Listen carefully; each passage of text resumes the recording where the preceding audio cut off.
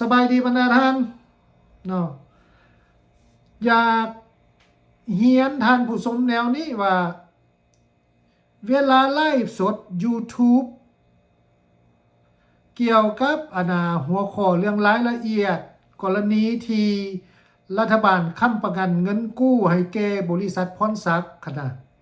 มันเกิดการแอร์เรอร์หลายๆท่านที่ทักเข้ามาว่าเวลากดเข้าในช่อง YouTube แล้วมันคือบ่เห็นไลฟ์สดนะก็ต้องเฮียนทันจังสิว่ามันมันแอร์เรอร์หลังจากไลฟ์สดไปแล้วระบาดเปิดบางคืนเปิดบ่เห็นเลยบางวิดีโอเปิดบ่เห็นน่ะก็ต้องขออภัยท่านหลายๆขอโทษท่านหลายๆเนาะเพราะฉะนั้นก็เลยว่ามาอัดคลิปวิดีโอนี่คืนโดยย่อๆเว้าย่อๆเว้าให้ท่านผู้ชมนี่เข้าใจง่ายๆแบบย่อๆเนาะมันเป็นจังซี่บรรดาท่านกรณีบริษัทพรศักดิ์กับเงิน4.7 ตื้อดอลลาร์นะในทางหนึ่งก็แม่นรัฐบาลนี่ได้อนุมัติเงินกู้ให้แก่บริษัทพรศักดิ์4.7 ตื้อดอลลาร์ในการเฮ็ดแบบนี้หมายความว่า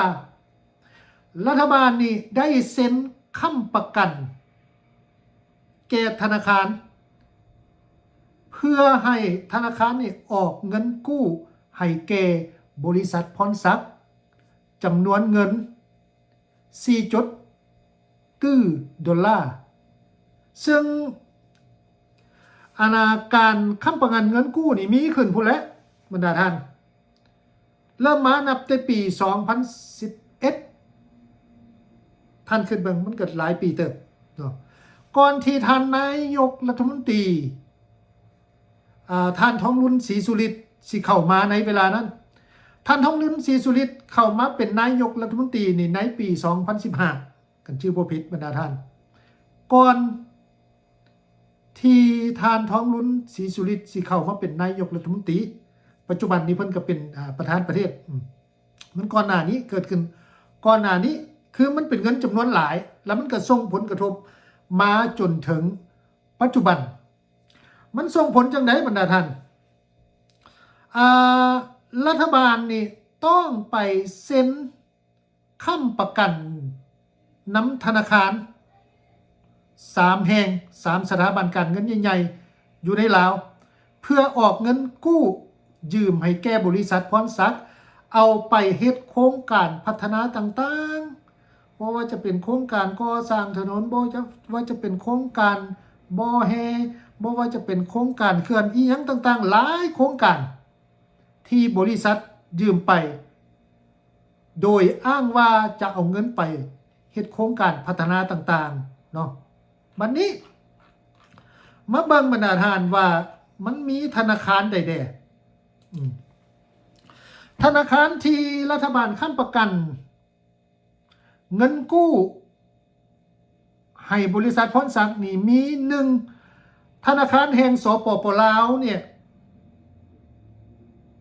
อนุมัติเงินกู้ให้บริษัทพรศักดิ์นี่วงเงินเนี่ย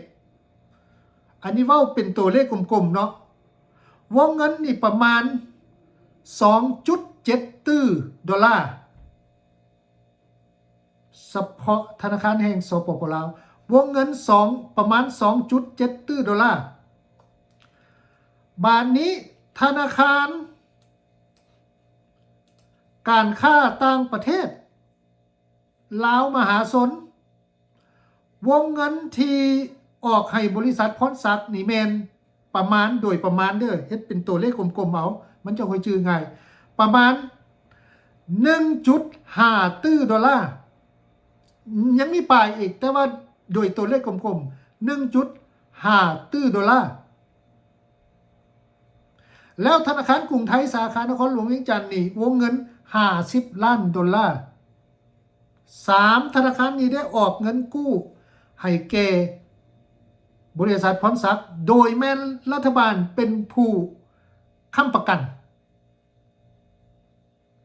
สมัยรัฐบาลใดท่านจะก็ลองคิดเอาก็ลองคิดไล่เบิ่งก่อนที่ท่าน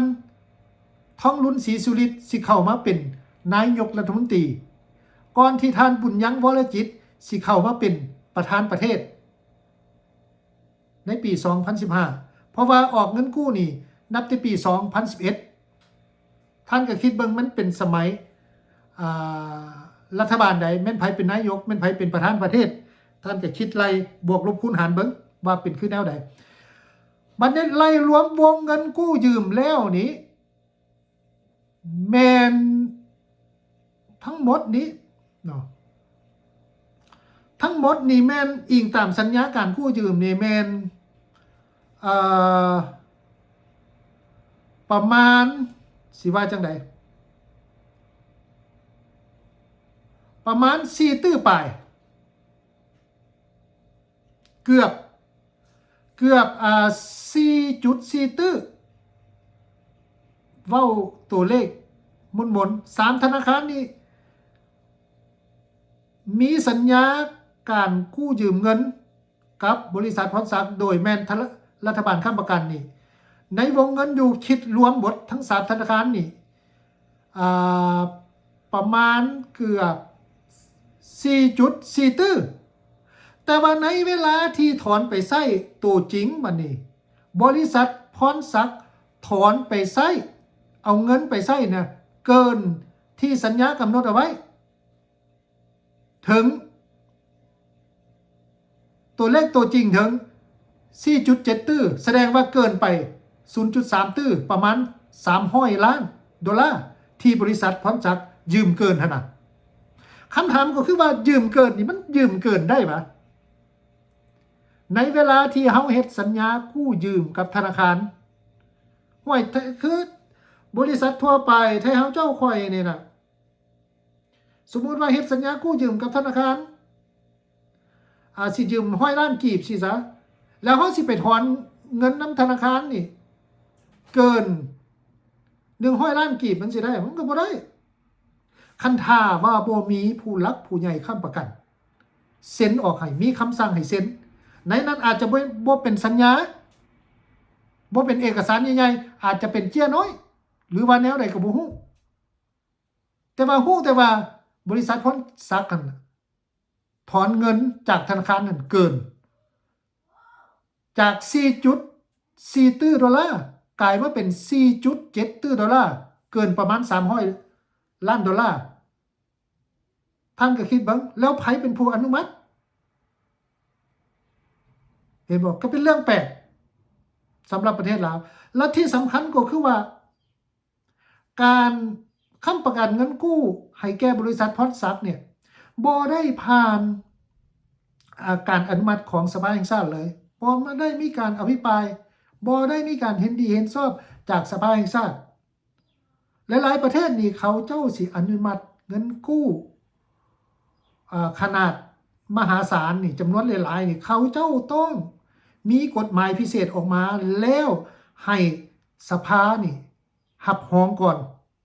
บ่แม่นรัฐบาลใดให้สภานิติบัญญัติพุ่นใดหับหองก่อนว่ามันถูกต้องบ่เสียเงินนี่ไปดำเนินการหยังแล้วมันสิได้หยังแล้วจักปีสิเอามาคืนส่งสิใช้แทนสิเอาหยังค้ำประกัน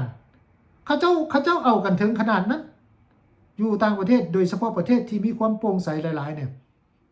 แต่อยู่ประเทศลาวนี่บ่ได้ผ่านเลยคน1 2คนเซ็นจวดแล้วก็เป็นสามารถเอาเงินจากธนาคารออกได้ตามสบายเลยอันนี้แหละคือสิ่งที่มันเกิดความผิดพลาดแต่สำคัญก็คือว่าบัดนี้นะสำคัญก็คือว่าในเวลานั้นมีการเปลี่ยนแปลงต่อมาแล้วมีการเปลี่ยนแปลงรัฐบาลคณะบริหารงานสุดใหม่เขาเจ้าจึงมีการกวดกาว่าเงินที่บริษัทยืมไปนี่มีเท่าใดแล้วเขาเจ้าจะทวงคืนเห็นบ่ล่ะเขาเจ้ามีการทวงคืนเงินจากบริษัทพรศักดิ์แต่ว่าสิ่งสำคัญก็คือว่าบริษัทพรศักดิ์เอาเงินจำนวน 4.7 ตื้อดอลลาร์ไปพัฒนาโครงการบางโครงการก็ประสบผลสำเร็จบางโครงการก็ยังค้างคาอยู่แล้วไปบ่ได้รัฐบาลจึงทวงเท้าเงินคืนแล้วทวงเท้า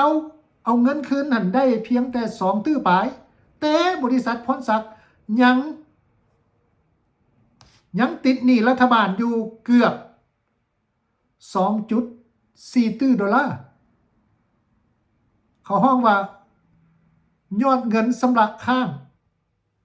จ่ายให้แก่บริษัทจ่ายให้แก่รัฐบาลนะเกือบ 4.4 ตื้อดอลลาร์2.4 ตื้อดอลลาร์ขออภัยบริษัทพรศักดิ์ยังบ่สามารถจ่ายหนี้คืนให้รัฐบาลได้จากที่ยืม 4.7 ตื้อดอลลาร์คำถามก็คือเงินที่เหลือไปไสบัดนี้นะเห็นบ่อันนี้แหละมันน่าสนใจเงินที่เหลือแล้วไปไสล่ะบ่มีคำตอบ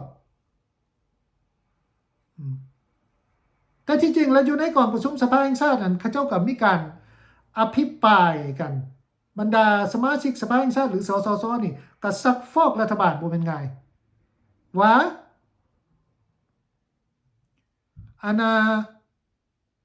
รัฐบาลออกเงินกู้ยืมหรือว่าค้ำประกันเงินกู้ยืมให้แก่บริษัทเอกชนไปแล้วควรที่ว่าบริษัทเอกชนนั้นสิเป็นหนี้รัฐบาลหรือเป็นหนี้ธนาคารสมมุติรัฐบาลยังเป็นหนี้บริษัทเอกชนอีกเป็นหนี้แบบไหนในกรณีบางโครงการนี่นะ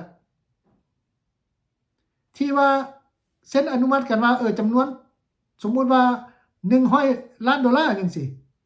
แต่ว่าเพิ่นไปดั้มราคาขึ้นในเวลาที่ได้เงินกู้ไปแล้วเพิ่นไปดั้มราคาขึ้นว่าอันโครงการนี้ราคาเกิน100 ล้านดอลลาร์รัฐบาลอนุมัติเงินกู้ยืมให้ไปพัฒนาแล้วคนที่ว่าบริษัทสิติดหนี้เพราะว่าเอาไปดั้มราคาโครงการสูงขึ้นเอาไปเอามารัฐบาลก็ต้องติดหนี้บัดนี้รัฐบาลยังสิจ่ายเติมอีกให้แก่บริษัทคนที่บริษัทสิติดหนี้มันมีการหันเปลี่ยนกันขนาดนั้นบรรดาท่านคือเพิ่นมีการอภิปรายกันอยู่ในกองประชุมสภาแห่งชาติลักษณะมันแบบว่าสิว่ากันจังได๋แบบคือสีถนนไซนี่นะแบบสีถนนไซเข้าใจแบบเส้นเมี่ยงอ่ะนะเว้าง่ายๆจะสั่นออกไปเห็นบ่อันนี้ล่ะบัดนี้นอกจากบริษัทพรศักดิ์แล้วที่ว่ากู้ยืมเงิน